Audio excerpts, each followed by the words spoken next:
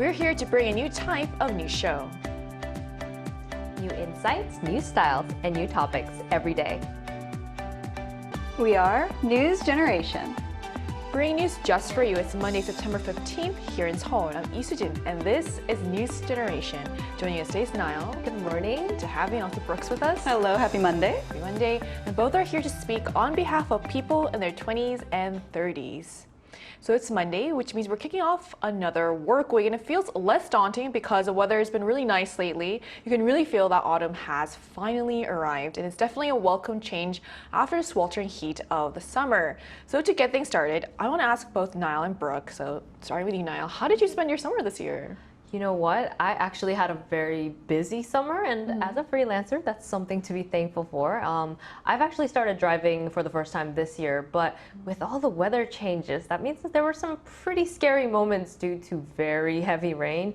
I usually come out of my house at around 4:30 a.m. and I've seen some car accidents this year during the pretty crazy rainy season, and I've seen some cars hit each other in slow motion. It was scary. And I know there's been a lot of damage done due to heavy rain, but ironically also a very intense drought in Gangneung.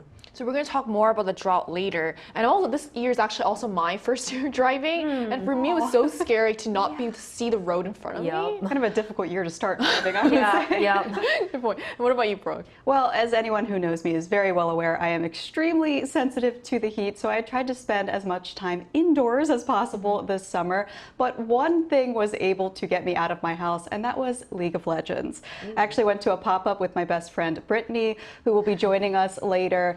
And it was so hot. The theme was actually hot springs, and it lived up to that theme. It was a whopping 38 degrees outside. You can see how intense that sunlight was. People had their umbrellas, their parasols, trying to fight off the heat.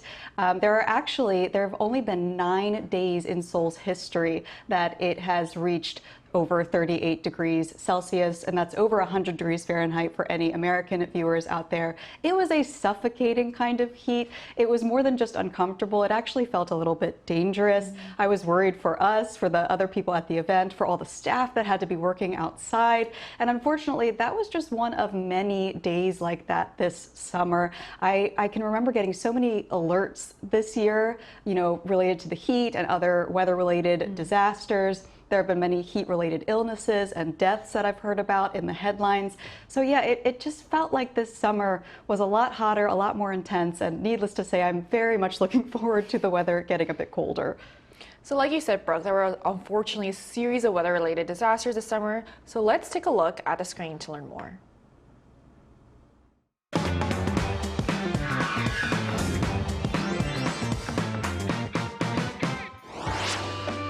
Summer is usually the season when many people go on vacation. Students get a break from school, parents take time off, and with the heat, a lot of families head to the beaches. But this year, the weather brought more than just sunshine. It also brought a series of weather-related disasters. One place that was hit especially hard was the city of Gangneung. Today on News Generation, we explore why these disasters seem to be happening more often and how communities can better prepare for the future. So as we just saw in the video, there were a number of weather-related disasters this summer, namely the drought, one of South Korea's most sought-after summer attractions. And while it's always nice to enjoy our summer break, it's equally, if not more, important to take a moment to reflect on the risks and challenges these events bring. For example, recently we saw this major disaster strike the city of Gangneung in Gangwon-do province. Were you following what happened there, Niall? Yeah, absolutely. It was really devastating to see. Gangneung, Gangwon province is facing the worst drought on record. Obong Reservoir, which supplies 87% of the city's household water, dropped as low as 11% capacity below the 15% minimum threshold. The average is around 71% each year, but thankfully the rain this weekend helped to go just above the minimum at over the 15% mark. But the Korean government has declared a disaster state in Gangneung, the first ever for a natural disaster caused by drought. There were other government mobilizations like Gangneung Drought Response Field Support Group, and it was formed after the disaster declaration on August 30th and is operating from Gangneung City Hall.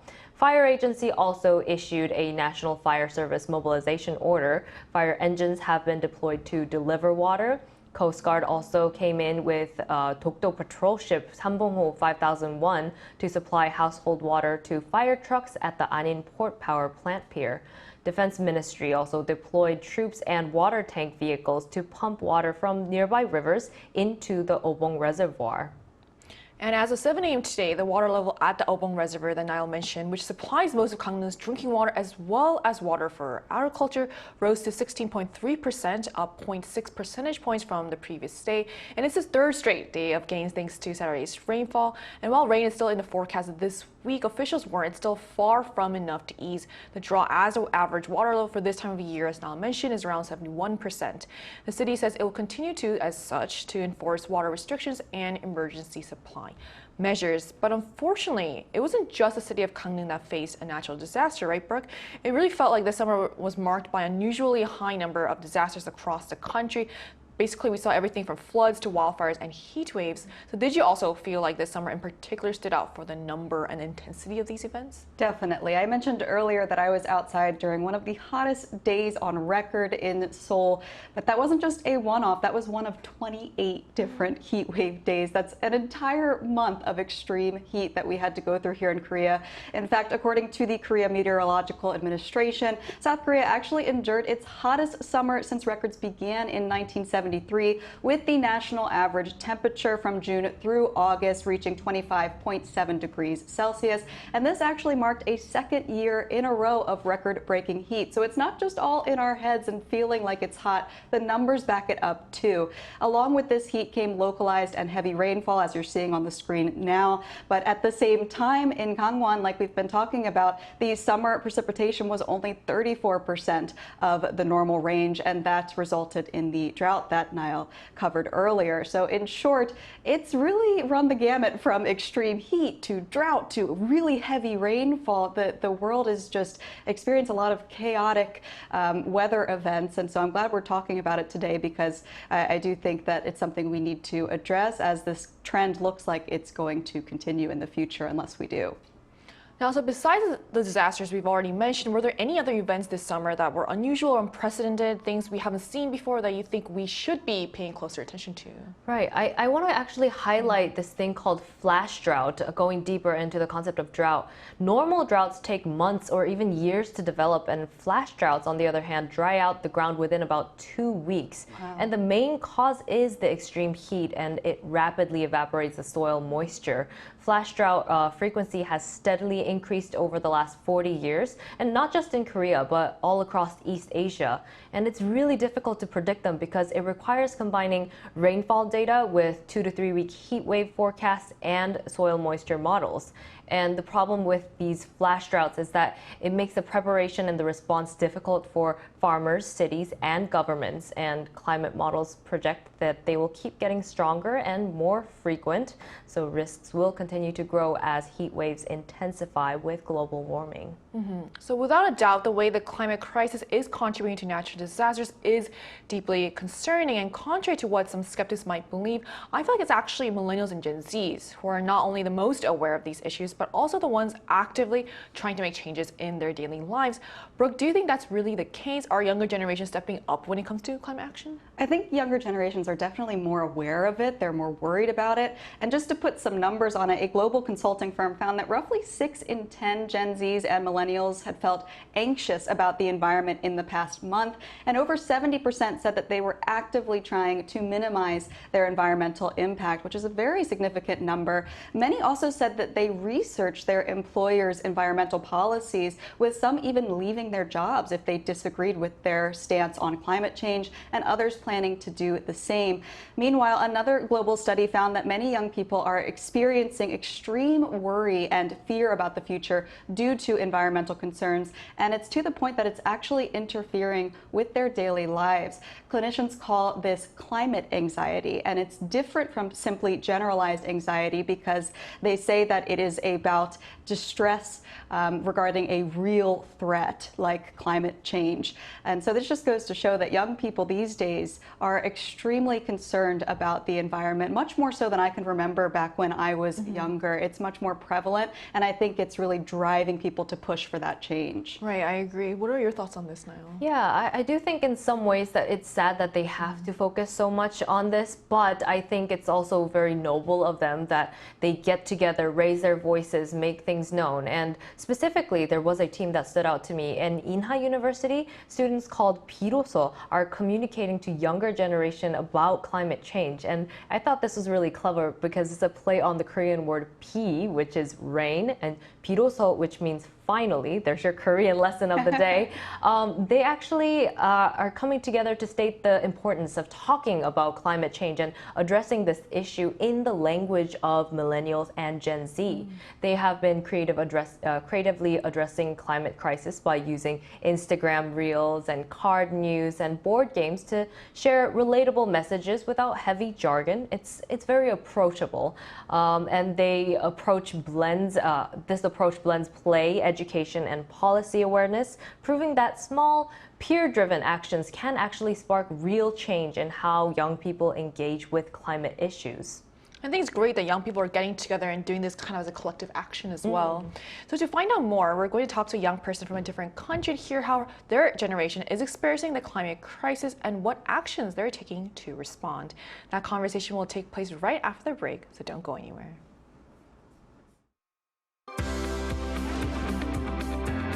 NewsGen wants to hear from you. Go to YouTube and search out Channel Arirang News. Click Posts and cast your vote in the poll. Make a new type of news with us. We're joined today by Brittany, a young person from the US. So hi, Brittany. Thank you so much for connecting with us today. Hi, thank you for having me. So how was summer in the US this year? Did you experience any effects of the climate change? Yes, the summer has been absolutely brutal. Yeah, I grew up in Arizona and now I live somewhere that is a lot more humid. And it's just, the humidity was absolutely oppressive this year.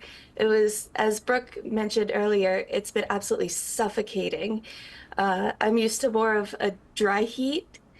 So when you step outside and you're just immediately damp from the humidity and you're just automatically sweating, it's not something that I'm used to. I feel like I can't breathe well outside and I'm just so overwhelmed by the heat. I spent almost the entirety of the summer indoors. I did not go outside unless I had to. So it's been a very isolating summer, I feel. Yeah, that's really sad to hear, and it's just we're experiencing it firsthand, and we see here in Korea younger people being really interested in this issue to talk about climate change. And I want to ask, even in the United States, with Gen Zs and millennials specifically, are there huge interests in environmental issues, and what are they doing about it? Yes, I feel like we are definitely interested in it. We grew up learning about climate change in school, and now I feel like we're finally seeing the effects of it. And it's kind of like it's always been kind of like an abstract idea up until now, and now it's kind of like, oh no, It's real. it's real. So of course, you know, individuals try to make changes and stuff, but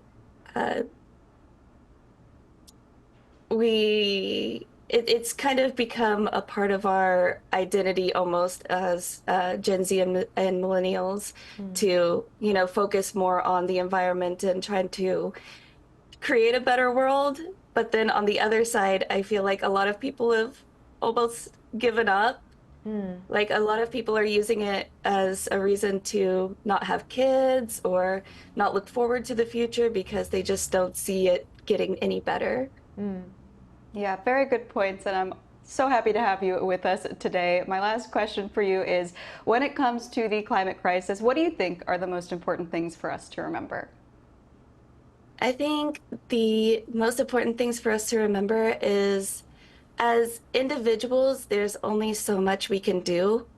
And I think it really falls on the governments and corporations to actually take the big step forward in helping our planet because, us turning off our AC or, you know, walking to work instead of taking a taxi isn't going to make the biggest difference.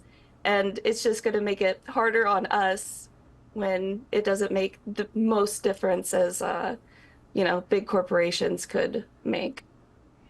I agree. Why it's important for us to take the small steps by doing what you just mentioned. It's really important for policymakers to also kind of do it with us to actually make a change. So Right. Yeah. So thank you so much for joining us today. Thank you. Thank you for having me.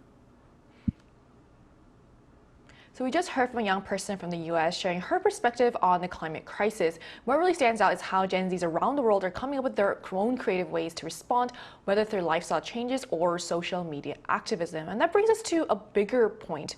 We often hear that millennials and Gen Zs approach climate issues quite differently from older generations. So from what you've seen, Brooke, how are young people putting their values into practice? Well, I mentioned earlier about how young people are, in general, more anxious about climate change and environmental issues, and that is pushing them to act.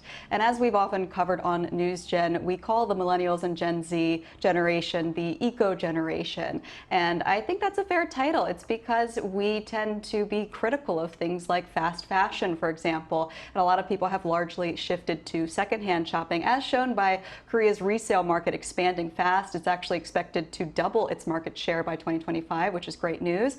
And young people also have been embracing plant-based eating these days, with the vegan and vegetarian population reaching over 2.6 million in 2024, and that's up about 73% since 2008. They also practice hands-on eco habits like plogging. I don't know if you've heard of plogging before, but it's like picking up litter while you're jogging or walking or biking. They also participate in things like zero waste shopping at refill and low waste stores. They go to the beach and do beach combing and cleanups. I think, like we've been talking about, it can feel like it's like a drop in the ocean when you're doing these things, but it gives us some sort of sense of control over what's happening, over what seems like an uncontrollable situation. So I definitely encourage people to keep doing things like that. And we also are seeing, students and youth climate organizers and even K-pop collectives as well have been using online platforms to push for even bigger changes. We're talking about systemic changes, not just individual, to advocate for the policymakers to also put in their efforts as well. And I think that's, the only way that we can make this happen. I think young people are really addressing environmental issues kind of in their own way, in their own style. I guess this is where anxiety isn't totally bad. Right, right. It's leading to, action. So beyond activism and lifestyle changes, the younger generations are also reshaping the way they consume. So Niall, how are Gen Zs and millennials making different choices as consumers when it comes to climate change and sustainability? Right. We were talking about how earlier that the government does have to move in order to make systematic changes, but we have power as consumers where we spend money, what companies to do, what they are doing with the products. And MZ consumers are driving a rise in value-based spending, prioritizing social and environmental impact over pure product quality. And they're buying donation-linked products to go to good causes to save the planet. Vegan and animal welfare choices also play a huge part in their consumption habits. And another Korean lesson for the day is 돈줄. It comes from the original 혼줄 내주다. They actually want to support sometimes business owners and even big companies that are doing good things, because original 혼줄 means you give them a good scolding, a punishment. So combining 돈, money, and 혼줄, you want to punish them with so much money. It's a sarcastic twist to it, but we want to support the businesses that are preparing the way for a brighter future for millennials and Gen Z and so forth. So it seems that Gen Zs and millennials are really leading the way when it comes to climate awareness and sustainable living. So what about the two of you? Brooke, do you feel this climate anxiety in your daily life, and how do you try to look after the environment in your own way? I am worried about it. I think it's because, like Brittany mentioned, the heat feels suffocating, and I feel like a summer isn't supposed to feel like you can't breathe when you go outside. You know, it shouldn't be that hot. And so I feel it when things happen that haven't happened before. For example, this summer I've gone to indoor spaces like PC Bangs, for example, and the AC actually can't keep up. It was so hot outside that it started just blowing lukewarm air several times. Even in my own home, my AC has actually caused my electricity to cut off when I try to put it up too high or I try to put the temperature too low, because it just can't keep up. And I feel like that's a good analogy for the world in general. We can't keep up with the changes that are happening. So I do feel it, especially as someone with asthma and other medical issues, and I worry for other vulnerable groups that are outside during these harsh conditions. I also have nieces and nephews that are coming into the world, and I don't want them to inherit a planet that is so difficult to live in. So I truly hope we can do something about it. Personally, I try to recycle, reduce my food waste, turn off my electronics, and it might feel a little hopeless, but I think if we all keep contributing and keep advocating for those big picture changes to happen, I hope that we can do something to change this trajectory. I mean, it sounds like you're already doing a lot, but you mentioned earlier plugging or interesting activities like that. Is there anything that you were kind of interested in doing as well? I would like to try plugging just because the name is so fun. It's very fun to say. And I do a lot of walking because I commute. I don't have a car. I take public transportation or I walk. So I feel like that's something easy that I could do to help the environment. I see. What about you now? I don't think I will like plogging because I'm very bad at jogging, but maybe plocking. So I walk and yeah. Plocking? So we'll do some plocking. Yeah, some plocking. That'll be a new thing. But we feel the climate change on our skins as we were talking about, and I do worry about the future as well. But I try not to be so depressed about it if there's something that I can't do immediately, and do my best in the things that I can do. We talked about value consumption earlier, and Brooke also mentioned vintage clothing has been becoming very popular, secondhand stores and many shops opening up here and there. And I want to say that these clothes that I'm wearing today to fit the theme is actually for the environment. It's all secondhand. Ooh, and beautiful. I love going thrifting, and it's a little joy in my life. And I was very inspired by actress Jamila, who said that when she buys clothes, she buys things she can wear until she's 80. So they're classics. And great advice. Whether it's new or vintage, something sustainable, and that there are enough clothes out there to clothe a few generations without producing more. Just go see in the mall. Yes, that's enough for the entire city for a little while. And yeah, so we just got to make some little changes in our consumption and our daily habits and hope that big organizations and governments do step in. And when it comes to the climate crisis, what do you think are some practical ways we can address it, Brooke?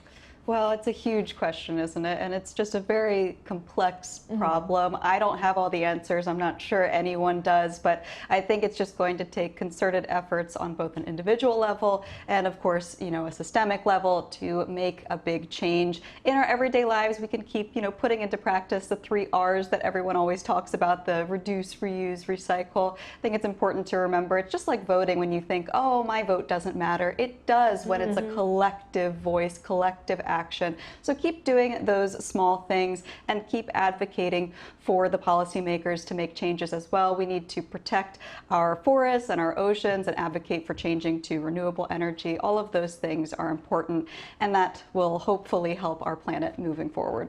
And what about you now?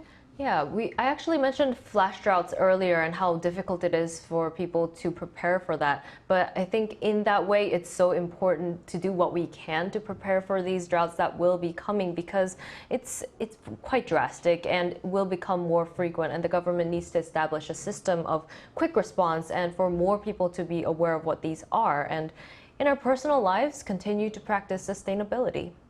like you said, there's so many things we can do in our personal lives, and I think I'll be asking you which vintage store you shop at Yeah, me after too. the I show. love your All in outfit. Ilsan, guys. There's many. It's spreading even beyond Seoul, which is so great. So we've seen that climate crisis isn't just a global issue. It's personal. It affects every generation in different ways, from lifestyle choices to social activism. It's clear that young people are leading the way in finding creative solutions, and each of us has a role to play, whether through small everyday actions or larger community and policy efforts. And by staying informed, staying engaged, and supporting sustainable choices, we can all contribute to a healthier planet for the future. And this brings us to the end of today's episode of News Generation. But News Gen will be back tomorrow at 10:30 a.m. Korea time. Big thanks to Niall. No problem. And Brooke. Always a pleasure. And to all our viewers, thank you so much for watching. And we hope you have the best day. We are News Generation.